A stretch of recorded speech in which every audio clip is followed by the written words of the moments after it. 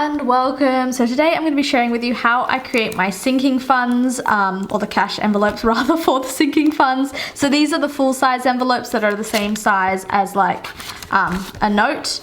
And then I also will show you how I make the half size ones because I do have a smaller wallet.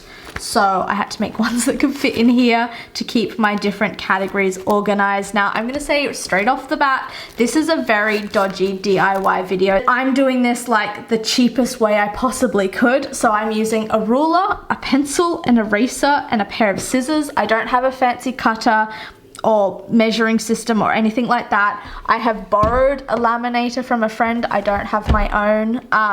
And I did buy some pretty cheap laminating paper from Kmart, which is kind of like a cheap store. So like I'm doing this like the slightly dodgy way, and even then it's still really expensive because to buy like a book of this card paper is like sometimes around $20. I guess it depends on what country you're in. It's about 24 Australian dollars to get a nice booklet. So in saying that, it might actually be worth it. You look at someone's store on Etsy. There are so many amazing people out there who are creating these, who are doing it a lot more professionally. It's a lot easier, and yeah, then you don't have to worry about it. But if you are interested, keep watching. We're going to get into it now. So what you need is, yeah, laminating paper, I already said that, and some kind of card or whatever you want to be the pattern of the envelope. So I have already ripped out a few pieces here that I have that I'm going to do. So I've got these 3 colors, and I have some that I've pre-made out a while ago, but I do want to laminate them today. So my measurements are a bit weird, but they are as follows. So this is for the full size envelope. Across, I've got the measurement of 17 centimeters. So like, I think that would be width, I'm guessing. I don't know how that works. And then the height possibly is 15 centimeters, which is a bit annoying, the size that I chose, just because it means there's like this inch in the middle that like, or like, what is it? It's like not even a centimeter in the middle that I end up cutting off. It's like half a centimeter. Yeah, so that's just the way I've done it because, like I said, I was specifically trying to make the envelopes that fit into my wallet. But anyway, let's get in. So we're going to go, what did I just say? 17 across, so that's going to be the length. And I've already measured this way actually on this one. For some reason, I'd already started that. So we're just going to do this, and I'm going to speed up the footage so you don't have to painfully watch me draw the lines.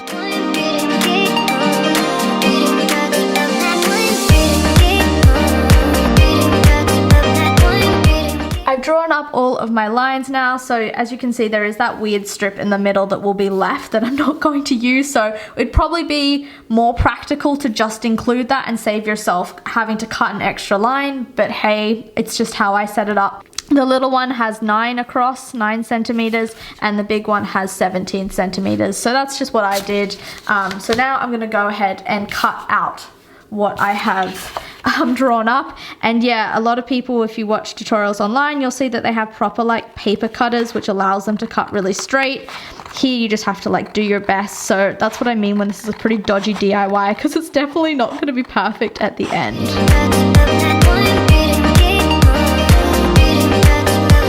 So the moment of truth, which is folding them, which I always go to fold them the wrong way every single time. I have to fold it this way. Is how well I guess the corners line up, and how well you can kind of get it to fold over. It's not going to be perfect unless you have one of those paper cutters. This is why I honestly suggest you buy it from Etsy unless you're really committed and you already have the things, or you feel like you want to do it. It looks like a fun DIY time to you. If I was to go back in time, I would probably just purchase some off Etsy, although it's a bit annoying because you can't get exactly like the color scheme you wanted and stuff like that.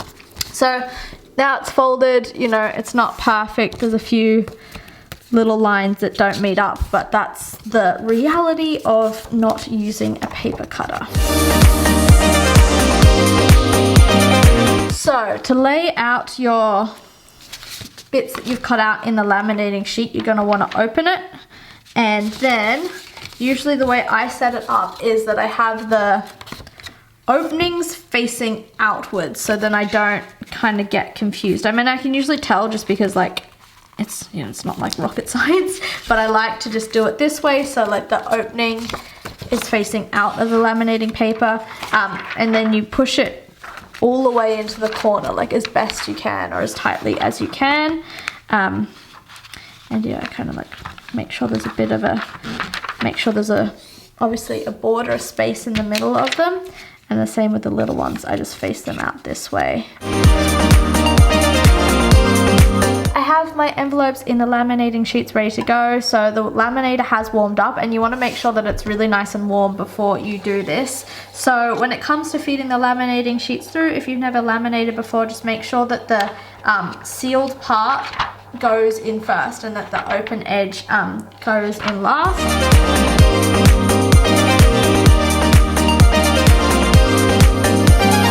So as you can see, there's kind of like this bubble that's sort of all the way around the pieces. This isn't really what you want. You want there will be a tiny bubble on the edge, but you want it to be really small. And I don't know if you can see, but this one's quite large. So I'm gonna have to run this one through again. I think it's to do with the fact that I have quite cheap laminating paper.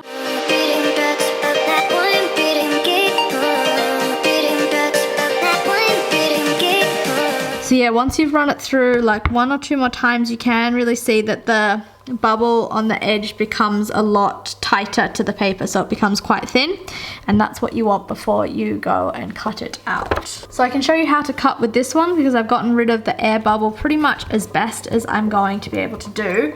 So you have to make sure you can see which side is which. So one side is rounded off, that the color sort of continues through. That's the side that's going to remain closed, like this side of the cash envelope, and then you're gonna have one side where it obviously opens up to put the cash in. So for me, this side is the closed off side.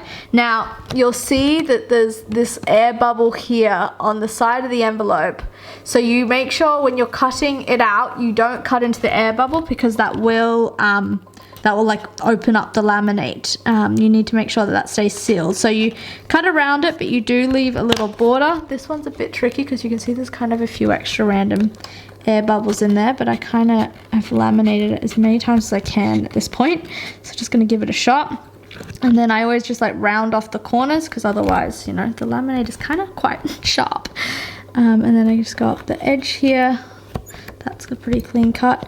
And then the most important thing is when you get to the corner is not to cut like too curved in. You kind of want to leave a bit of a buffer, because if you cut too curved in, when you start to open your envelope over time, you'll see that the corner sort of peels apart. I don't know if that's at all something you can see here. Yeah.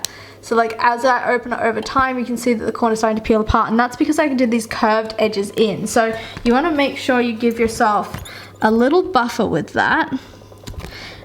So I would suggest that you kind of just like go straight in to cut open your seal. So that's what you're gonna have to do on this side. But yeah, you see there's like a bit of I've left a little buffer here. And I will just like round off the corner, but I'm not gonna bring it into that line, if that makes sense. So then we'll slice into the air bubble on this side, because that's how you obviously open it up. So on the side that you want to open, you do cut into the air bubble. On all the other sides, you do not cut into that air bubble. I'll just make sure that that bit's rounded off.